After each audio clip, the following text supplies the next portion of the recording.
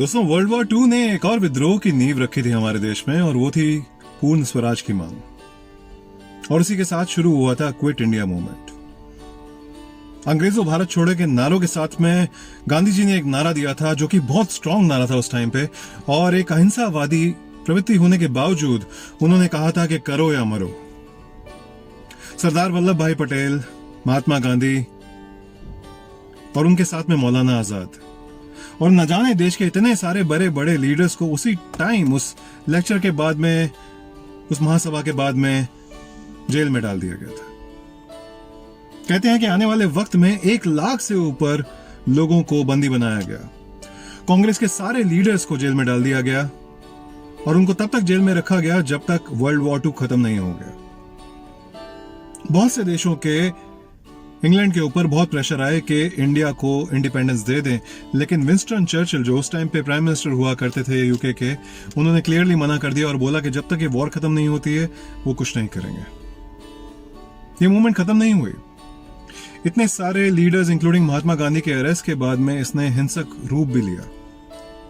बहुत जगह बहुत प्रोटेस्ट किए गए, बहुत लोगों के अंदर आक्रोश भर गया, और वो आक्रोश हमारे देश को आने वाले वक्त में आजाद करा गया। ये बहुत देर तक क्विट इंडिया मूवमेंट दबा दिया गया था, लेकिन कहीं ना कहीं लोगों के अंदर जो आग सुलग रही थी उसने आजादी के लिए एक क्रांति का रूप लिया, और वो क्रांति हमारे देश को आजाद करा गई। बहुत लोग तो ये भी कहते हैं कि वर्ल्ड वॉर 2 बहुत बड़ी वजह था हमारे देश की आजादी के लिए, क्योंकि वर्ल्ड वॉर 2 के टाइम पे सारे देश गरीब हो चुके थे। सिर्फ हमारा देश ही नहीं, हमारे देश को तो अंग्रेजों ने खाली कर दिया था। ना कोई खाने की सामग्री छोड़ी थी, ना कुछ पैसा छोड़ा था, ना कुछ संसाधन छोड़े थे हमारे देश में लोगों के सरवाइव करने के लिए। एक टाइम पे जो देश हमारा इतना अमीर हुआ करता था, 34% तक जीडीपी हुआ करती थी, अंग्रेजों के जाने के टाइम पे 3% से भी नीचे रह गई थी जीडीपी हमारे देश की।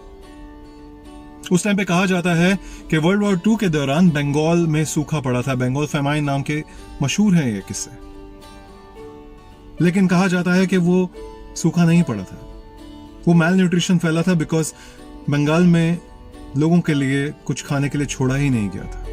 जो पैदावार होती थी पूरे देश में वो लेके दे दी जाती थी सिपाहियों को और उन सब लोगों को जो इस युद्ध में लगे थे।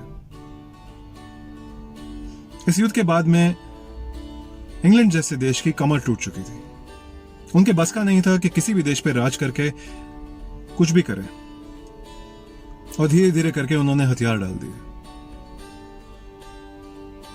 8 अगस्त 1942 इस युद्ध के खत्म होने से 3 साल पहले क्विट इंडिया मूवमेंट की नींव पड़ी थी, और वो नींव डालने के बाद धीरे धीरे करके हमारे देश को आजाद करा दिया गया। ये वर्ल्ड वॉर 2 ही था जो देश को आजाद करा गया, नहीं तो शायद मुश्किल होता और न जाने कितने टाइम और ये ब्रिटिश राज चलता रहता हमारे देश में। चलिए दोस्तों, फिर मिलते हैं किसी और छोटे मोटे किस्से और कहानी के साथ। फिर बात करेंगे वर्ल्ड वॉर की। Bye bye.